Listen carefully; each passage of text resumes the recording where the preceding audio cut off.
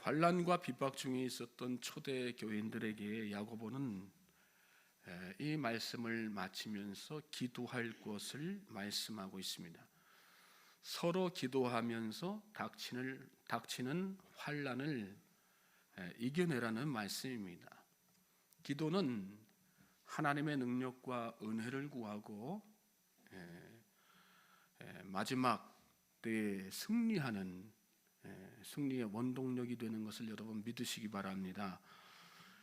우리가 잘 아는 영국의 스펄전 목사님은 기도하지 않고 성공했으면 성공한 그것 때문에 망한다 그랬습니다. 또 종교 개혁가인 칼빈은 어려운 환경에서 기도하고 싶은 마음마저 없다면 우리는 짐승만도 못한 사람들이 아닐 수 없다 이렇게까지 이야기했습니다. 하나님은 구약의 마지막 사사 사무엘의 입을 통해서 하나님의 백성들이 기도를 쉬는 것은 뭐다? 죄다 이렇게 말씀하셨어요. 기도를 쉬는 것은 뭐라고요? 죄다.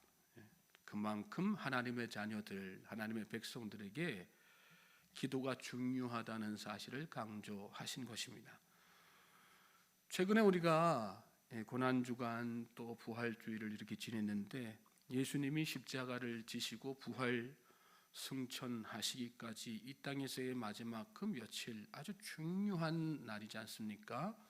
짧은 시간, 그 어느 때보다도 아주 중요한 시간들이었는데 그 시간들 가장 중점적으로 제자들에게 교훈하셨던 내용이 뭡니까? 바로 기도에 관한 내용이었습니다.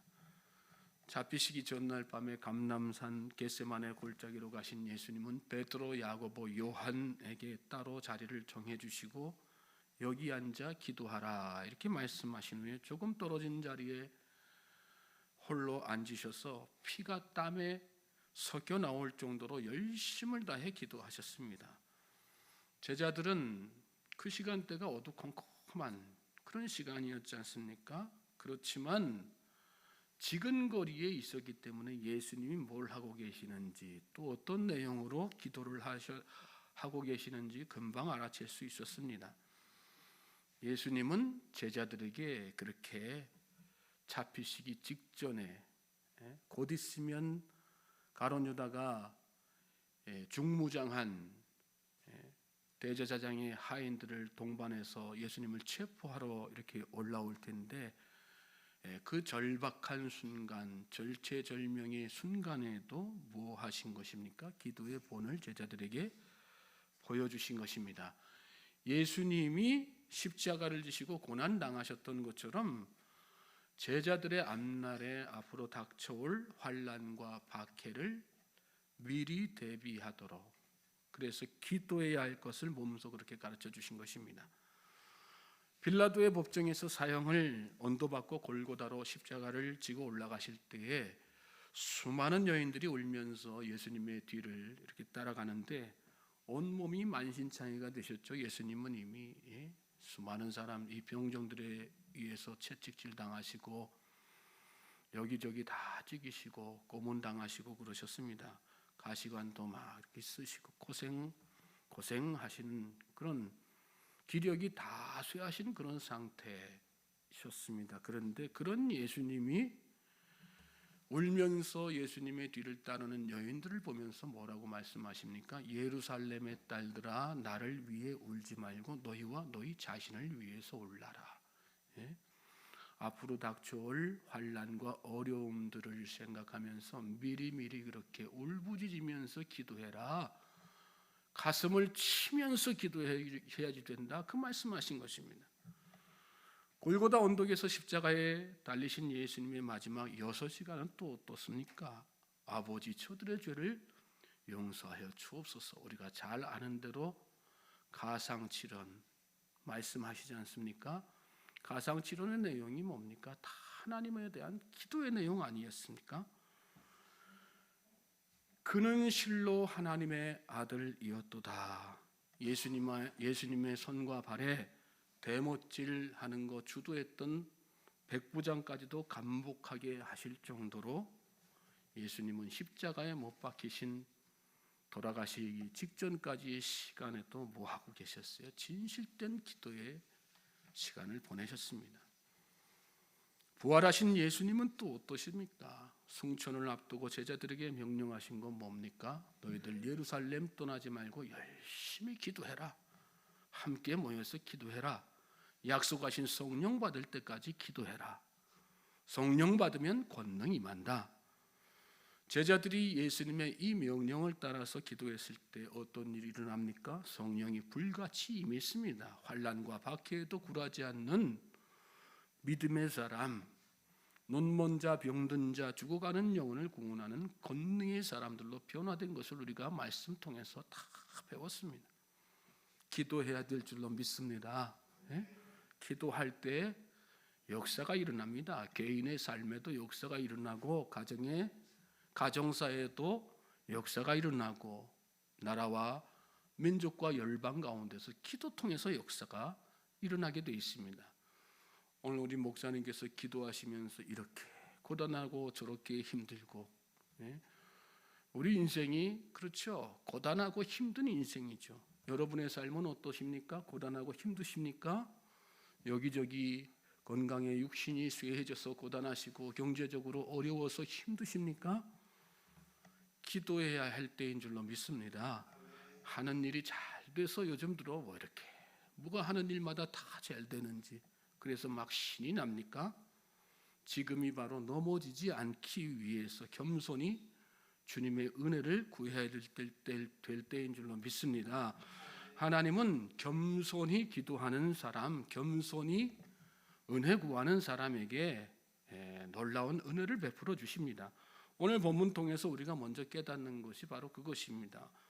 말씀을 다 같이 읽으셨는데 본문 12절 다시 한번 보시겠습니다. 12절 말씀 보시면 내 형제들아 무엇보다도 맹세하지 말지니 하늘로나 땅으로나 아무 다른 것으로도 맹세하지 말고 오직 너희가 그렇다고 생각하는 것은 그렇다 하고 아니라고 생각하는 것은 아니라 하여 정죄 받음을 면하라.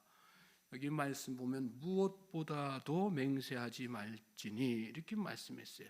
무엇보다도라고 하는 말을 붙인 목적이 있겠죠. 맹세하지 말 것을 강력하게 권면하기 위해서 무엇보다도 이런 말씀을 붙인 것입니다.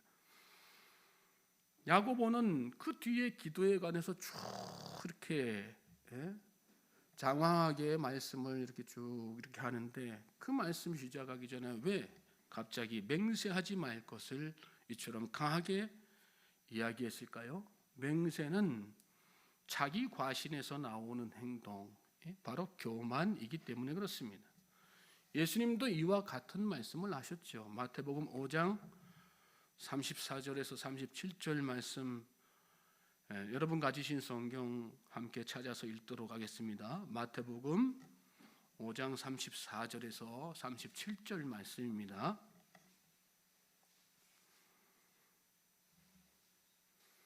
마태복음 5장 34절로 37절 함께 읽겠습니다.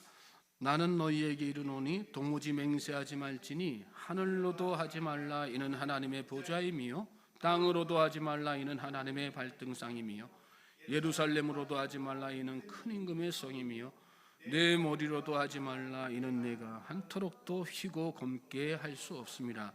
오직 너희 말은 옳다 아니라 하라. 이에서 지나는 것은 악으로부터 나느니라. 맹세는 지킬 능력이 없는 인간이 마치 하나님처럼 다 할 수 있는 것처럼 장담하는 것, 그것이 맹세입니다. 내가 무엇이든지 다 할 수 있다고 하는 교만한 마음, 그것이 베이스가 되기 때문에 기도할 필요성을 느끼지 못합니다. 또 근원적으로 그 이면에는 근원적으로 하나님을 믿지만 하나님을 신뢰하지 않기 때문에 입술로는 하나님을 믿는다고 하지만 마음으로는 하나님을 온전하게 믿지 않기 때문에 그래서 교만하게 되는 거고 나는 할 수 있다 생각하고 내가 다 할 수 있다 생각하고 그래서 맹세도 서슴없이 하면서 하나님 앞에 기도할 생각하지 않는 것이죠. 인간은 어떤 존재입니까? 한터럭도 쉬고 검게 할 수 없는 존재다, 이렇게 말씀하셨습니다. 그거 알지 못하기 때문에, 그거 깨닫고 의식하면서 살지 못하기 때문에 기도하지 않는 것입니다. 여러분, 하나님은 겸손한 자를 찾으시고 겸손한 자의 기도에 귀를 기울이시는 것을 믿으시기 바랍니다. 교만하면 기도 안 하는 거예요. 그런데 겸손한 사람은 날마다 하나님의 은혜 구하죠. 내가 얼마나 연약한 존재인지를 고백하고 하나님 앞에 엎드려서 은혜 아니면 살 수 없기 때문에, 하나님의 긍휼과 사랑 아니면 살 수 없기 때문에 하나님 앞에 날마다 기도하는 것입니다. 예수님이 하루는 두로와 시돈 지방으로 들어가셨습니다. 그때 가나안 여자 한 사람, 이방 여자지요. 예수님이 일행 제자들과 함께 이렇게 동네에 들어오시니까 그 초입부터 소리를 지르면서 따라다니면서 간구합니다. 주 다윗의 자손이여 나를 불쌍히 여기소서, 내 딸이 흉악하게 귀신 들렸나이다.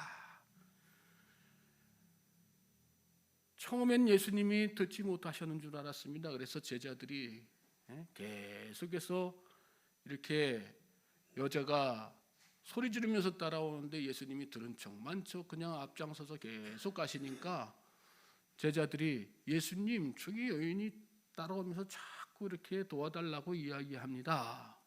그랬더니 예수님께서 뭐라고 대뜸 말씀하세요? 자녀의 떡을 취하여 개들에게 던짐이 마땅하지 않다, 이렇게 말씀하셨어요.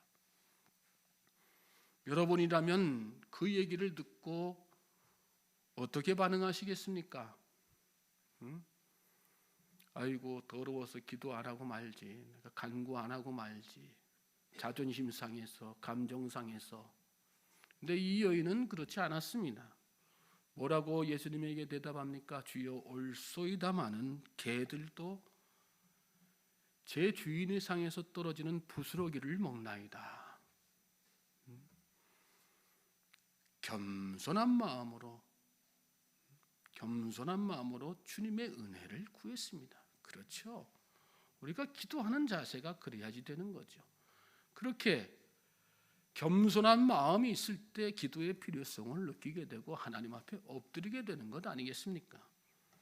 예수님께서 그 여인 바라보면서 뭐라고 말씀하셨어요? 여자여, 내 믿음이 크도다, 내 소원대로 되리라, 이렇게 말씀하셨습니다. 그랬더니 그때로부터 그의 딸이 나으니라. 저는 저와 여러분의 그런 은혜와 축복이 있게 되길 주님의 이름으로 소망합니다. 겸손한 마음으로 은혜 구하십시오. 겸손할 때 기도의 필요성도 느끼게 되고요.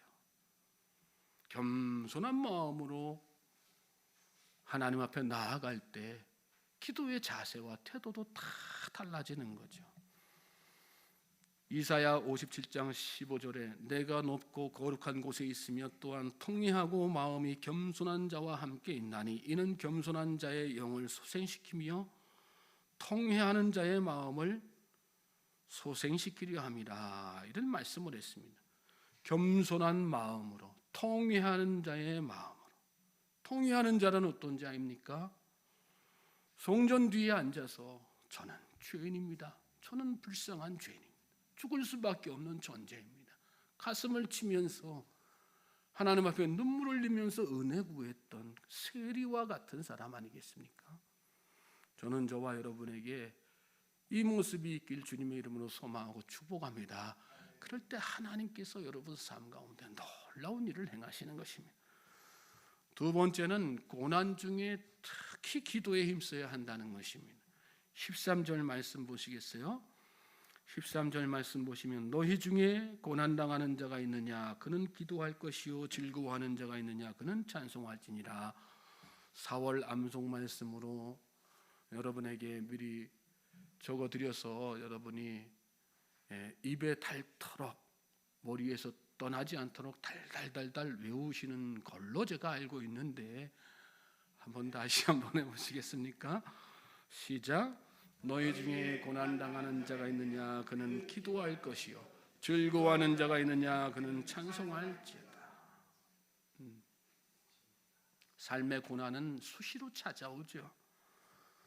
고난당할 때 우리가 잊지 말고 해야 할 일이 있는데 그것이 바로 기도입니다. 나에게 고난이 찾아올 수도 있습니다. 가족에게 찾아올 수도 있고 주변 이웃에게 찾아올 수도 있습니다. 멀리, 여러분 최근 뉴스를 보세요. 멀리 열방 가운데에 고난당하는 소식이 얼마나 빠르게 들려옵니까? 튀르키예, 시리아, 지진, 기근으로 인해서 얼마나 많은 사람들이 죽어가고 고통하고 있습니까? 고난이 찾아올 때 우리는 하나님 앞에 무릎 꿇고 기도해야 될 줄로 믿습니다. 기도는 항상 해야지 때지요. 말씀 보시면 즐거울 때 또 찬송하라 이 말씀을. 즐거워하는 자가 있느냐 그는 찬송할지어다. 찬송도 여러분 기도지요. 곡조 있는 기도가 바로 찬송입니다. 우리가 시간마다 이렇게 찬양을 준비해서 예배 전에 한 20분씩 이렇게 막 찬양하지만 그냥 노래 부르는 게 아니에요. 유행가 부르는 게 아니에요. 뭐 하는 겁니까? 전심을 다해서 하나님 앞에 기도하는 거죠. 이 예배 은혜 받게 해달라고 기도하고 이 예배 통해서 영광 받아 주시라고 하나님 앞에 기도하는 거죠. 즐거운 일이 있을 때 우리 마음을 담아서 하나님을 높여드리는 찬송을 통해서 하나님 앞에 영광 돌리는 것이죠. 고난과 기쁨, 삶의 어떤 상황에서도 우리는 기도해야지 됩니다. 그래서 항상 기도하라 이런 말씀하신 것입니다. 기도해야지 될 고난 중에 가장 큰 것 중에 하나가 바로 큰 병에 걸렸을 때일 것이죠. 14절에서 16절 말씀 보시겠습니까? 너희 중에 병든 자가 있느냐 그는 교회의 장로들을 청할 것이요 그들은 주의 이름으로 기름을 바르며 그를 위하여 기도할지니라. 믿음의 기도는 병든 자를 구원하리니 주께서 그를 일으키시리라. 혹시 죄를 범하였을지라도 사하심을 받으리라. 그러므로 너희 죄를 서로 고백하며 병이 낫기를 위하여 서로 기도하라. 의인의 간구는 역사하는 힘이 큼이니라. 병자가 생기면 하나님께서 기름 부어 세우신 장로들을 청하라 이렇게 말씀했습니다. 장로들 누굽니까? 교회의 목사님이나 장로님이나 권사님들이나 직분 받으신 분들 말씀하는 거죠. 충분히 신앙으로 믿음으로 바로 세워져서 다른 사람들을 위해서 중보할 수 있는 그런 기도의 사람, 그런 사람들 초청해서 기도하라 이렇게 말씀하셨어요. 여러분 하나님께서 교회를 세우신 목적이 있습니다. 교회는 공동체입니다. 신앙생활은 나 혼자 하는 것이 아닙니다. 나 혼자 하려면 저 깊은 지리산 골짜기 들어가서 명상하면 되죠. 나 혼자 하려고 하면 저 사막 가서 수도사 생활하면 되죠. 그런데 하나님께서 왜 교회를 세우셨을까요? 이 땅에 신앙생활 혼자 하는 게 아니고 같이 더불어 하는 것이기 때문에 교회를 세우시고 신앙의 공동체를 그렇게 만들어 주신 것입니다. 하나님께서 교회를 세우신 특별한 목적이 있다는 말씀입니다.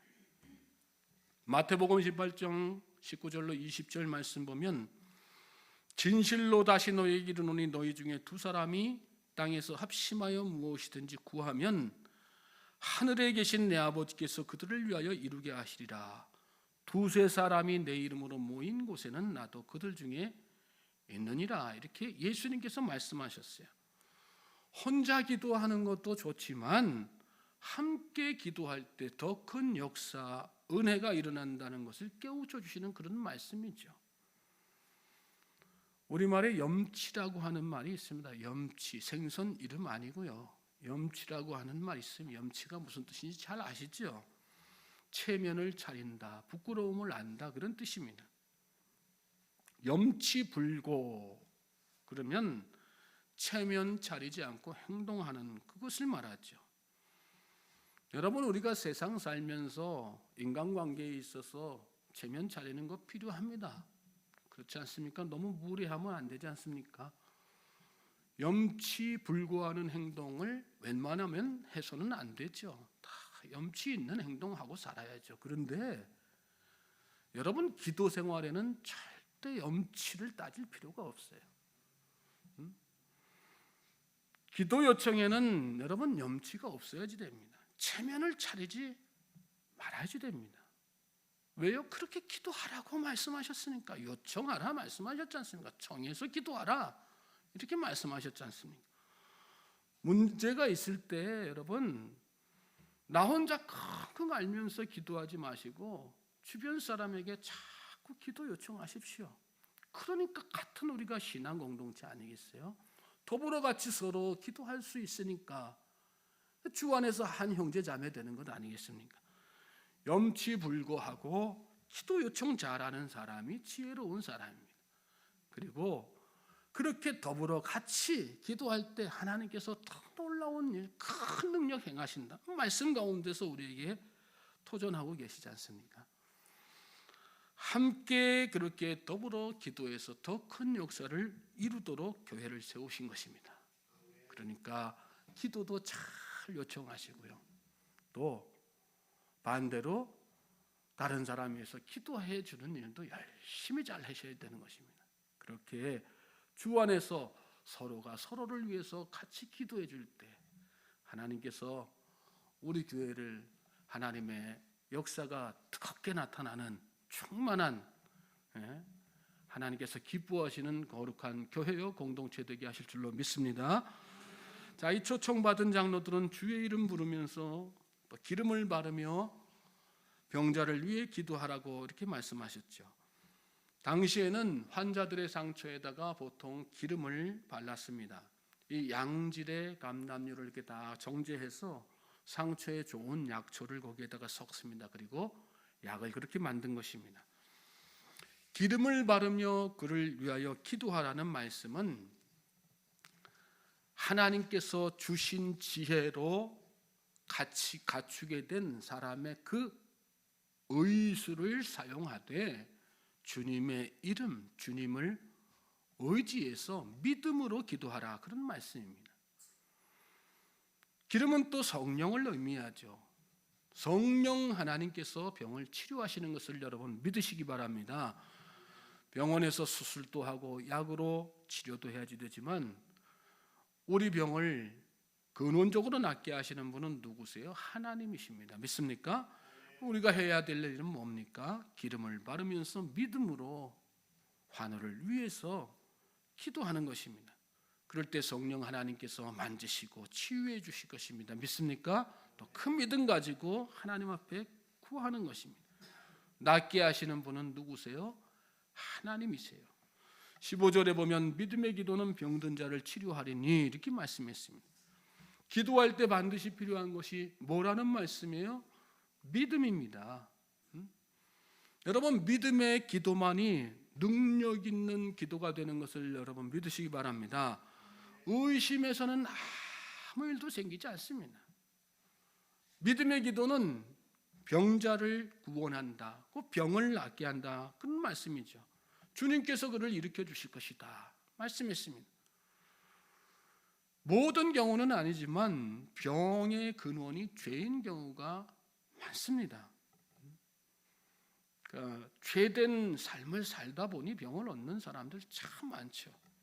하나님은 열심히 동의하는 마음으로 믿음으로 기도하면 그 죄를 용서해 주심으로 그 근원적인 치료를 해 주시는 것입니다.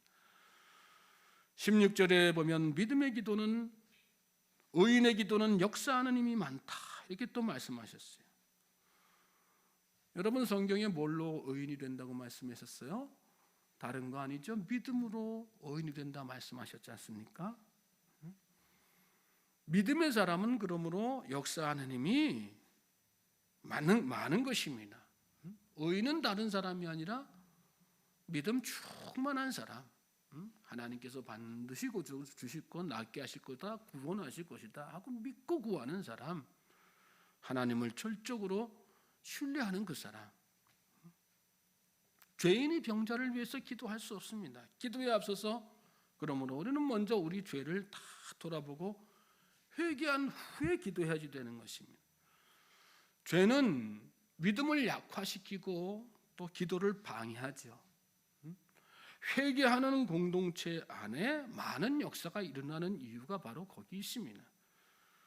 하나님께서 인정해 주시는 믿음으로 의인된 사람의 기도를 하나님께서 들어주시는 것입니다. 그러므로 하나님 앞에 믿음으로 기도하며 나아갈 수 있는 저와 여러분 될 수 있길 바랍니다.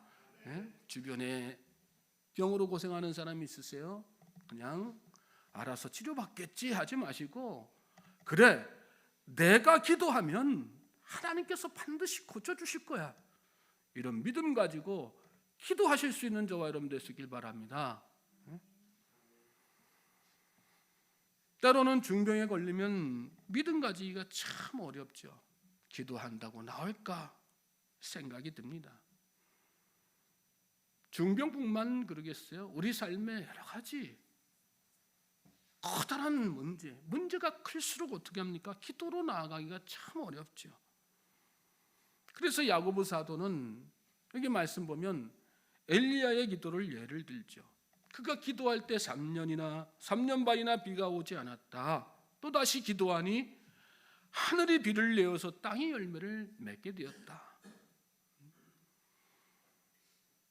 있을 수 없는 일이죠. 불가능한 일이죠. 기도는 뭡니까? 그 불가능한 일을 가능케 하는 놀라운 하나님의 역사인 것을 여러분 믿으시기 바랍니다. 우리가 잘 기억해야 될 게 있어요. 우리 생각에 고칠 수 없는 절망적인 질병이지만 하나님께는 아무것도 아니라, 전지전능하신 하나님께는, 능치 못함이 없으신 하나님께는 아무것도 아니라는, 우리 생각에 불가능하지만 하나님께서는 불가능한 일이 없다는, 그거 생각하는 것, 그래서 그 하나님의 능력을 구하는 것, 믿음으로 구하는 것이 바로 기도라고 하는 사실, 그리고 그런 기도를 하나님 앞에 드릴 때 놀라운 역사를 이루어 주신다는 사실을 여러분 잘 깨닫고 믿으실 수 있길 바랍니다. 모든 것은 하나님께 달려있는 거예요. 믿습니까? 여러분 스스로 미리 예단하지 마세요. 안 될 것이다, 할 수 없을 것이다, 그런 일은 안 일어날 것이다, 예단하지 마세요. 하나님의 마음에 하나님께서 고치고자 하시면 다 고쳐주시는 거예요. 근데 하나님께서 안 된다 하시면 아무리 길을 쓰고 용을 쓰고 돈을 많이 들여도 안 되는 거예요. 누구의 마음이에요? 하나님의 마음. 하나님께서는 모든 것을 하실 있고 모든 것은 하나님께 달려있다는 생각 가지고 하나님의 은혜를 부지런히 열심히 포기하지 않고 그 하나님의 능력을 믿고 간구할 수 있는 우리 모든 성도님들 되실 수 있길 바랍니다. 질병뿐만이 아닙니다. 여러분 삶에 산적해 있는 태산 같은 문제도 다 마찬가지입니다. 내가 내 능력, 내 시야로 보니까 넘을 수 없는 것이지 하나님의 관점에서 보면, 생각해 보세요, 여러분. 비행기 타고 저 멀리 다 이렇게 하늘 위로 높이 올라가서 아래를 이렇게 창으로 다 이렇게 바라보세요. 땅 밑에 있을 때는 그렇게 높아 보이고 그렇게 험해 보였던 산인데 저 하늘 위에서 이렇게 다 바라보니까 그냥 장난감 같지 않습니까? 문제라고 하는 것이 다 그렇습니다. 내 능력, 내 관점에서 볼 때 넘기 힘든 문제, 감당할 수 없는 문제지 하나님의 관점에서 보면 아무것도 아닌 것입니다. 믿습니까? 그러므로 저와 여러분은 열심히 기도해야 될 줄로 믿습니다. 어떤 문제든 하나님 앞에 기도하십시오. 그러면 하나님께서 해결해 주시는 것입니다. 마지막으로 실족한 형제자매 위해서 기도해야지 됩니다. 19절 20절 말씀 보시겠습니다. 19절 20절 말씀 다 같이 읽어볼까요? 시작. 내 형제들아, 너희 중에 미혹되어 진리를 떠난 자를 누가 돌아서게 하며, 너희가 알 것은 죄인은 미혹된 길에서 돌아서게 하는 자가 그의 영혼을 여기 말씀에 보면 진리를 떠난 자를 누가 돌아서게 하면 죄인을 미혹된 길에서 돌아서게 하는 자가 그의 영혼을 사망에서 구원할 것이며, 이런 말씀이에요. 이 말씀 누구를 두고 하신 말씀일까요? 물론 예수 안 믿는 모든 사람들 대상으로 하신 말씀도 되죠. 그런데 특별히 누구요? 나와 가까운 신앙 공동체 안에, 가정 공동체 안에 나와 가까운 형제 자매 가운데에서 특별히 진리를 떠난 자 있느냐, 실족한 자 있느냐, 낙심한 자 있느냐, 내가 하나님의 사람이고 기도의 사람이라고 한다면 그를 위해서 정말 하나님 앞에 가슴을 치면서 기도해야지 된다, 이 말씀이에요. 우리는 전도해야지 된다는 거 다 알죠. 그 전도의 범주 가운데 저 멀리 아직 복음을 믿지 아니하는 미전도 종족까지도 다 포함하고 거기에 대한 의무감을 가질 때 많아요. 그런데 의외로 나와 가까운 형제자매가 실족하고 진리에서 떠난 그 모습을 바라보면서 도리어 상대적으로 무관심하면서 살 때가 얼마나 많은지 모릅니다. 그런데 오늘 야고보는 뭐라고 말씀하세요? 그런 사람들한테 정말 마음을 당해서 돌아서게 해야 된다. 그가 돌아서게 하기 위해서 열심히 기도해야지 된다. 그런 이야기 하지 않습니까? 실족한 형제 자매를 위해서 여러분 관심 가지고 기도할 수 있길 바랍니다. 교회 안에서도 마찬가지예요. 가정 공동체 안에서도 마찬가지예요. 여러분, 나랑 알지 못하는 사람들을 10,000명 구원하면 뭐예요? 나하고 피를 나눈 형제 자매가 구원받지 못한다면 그것처럼 가슴 아픈 일이 또 어디 있습니까? 모르는 사람에게 수천 장 수만 장 전도지 돌리면 뭐 할 거예요? 정작 내 집안에 있는 내 가족 부모에게는 내가 전도지 한 장 안 돌린다면 그게 정말 하나님 앞에 올바른 신앙생활을 하는 사람의 모습일까요? 그렇지 않죠. 어떻게 보면 그 모습은 세상 그 누구보다도 위선적인 모습일지 모릅니다. 열방을 놓고는 내가 가슴 치면서 하나님 앞에 구원해달라고 저들을 살려도 고통 가운데 해방해달라고 기도하면서 가족을 위해서 나의 형제자매는 어디 가서 뭐 하는지 관심 두지 않고 그렇게 산다면 그저 그것처럼 잘못된 신앙 가지고 사는 사람이 없는 것이죠. 예수님은 이런 말씀하셨어요. 너희들 예배 드리는 자들이냐?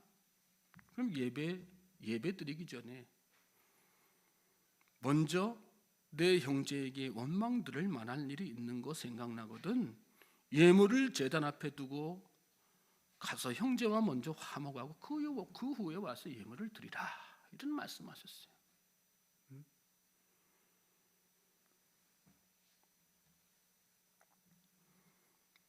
가서 용서할 거 있으면 가서 용서하고 와서 제물 드려라, 예물 드려라, 예배해라, 그렇게 말씀하지 않으셨어요. 이 말씀을 여러분 잘 이해하셔야 됩니다. 가서 잘못한 거 있으면 잘못 빌고 와라, 용서할 거 있으면 가서 용서하고 와라, 그렇게 말씀하지 않으시고 뭐라고 말씀하셨어요? 가서 화목하고 그 후에 와서 예물 드리라. 이 말씀은 무슨 뜻일까요, 여러분?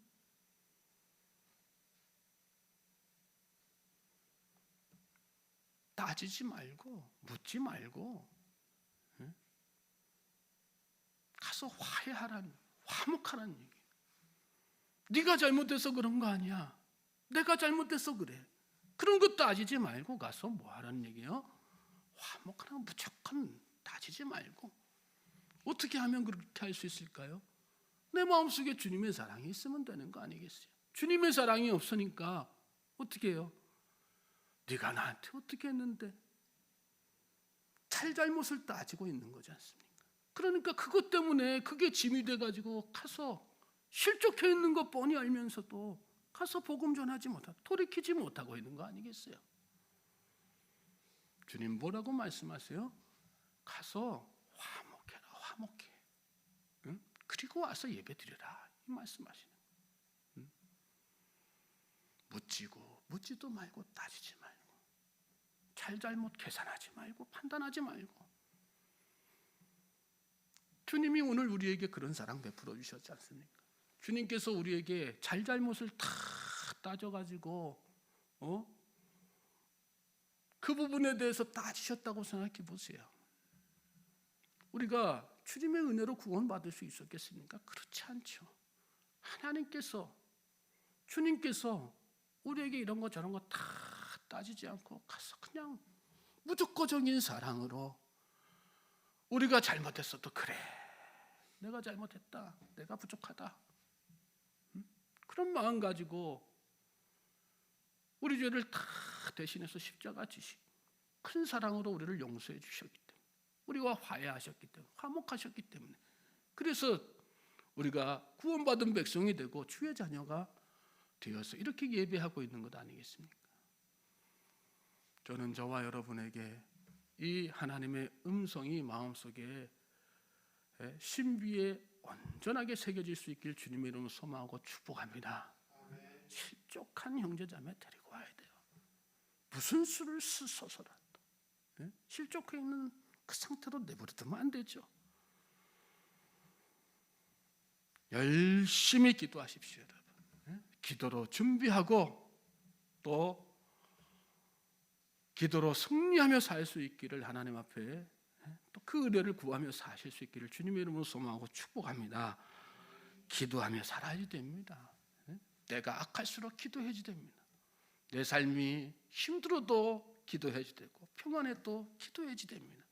악한 사단 마귀는 기도하지 않는 그런 주의 자녀들을 언제든지 호시탐탐 노리면서 실족시키기 위해서 애쓰고 우는 사자처럼 삼킬자를 찾는 그런 이 악한 시대를 우리가 살고 있습니다. 기도가 아니면 버텨낼 수가 없습니다. 기도 없으면 다 넘어지게 되는 것입니다.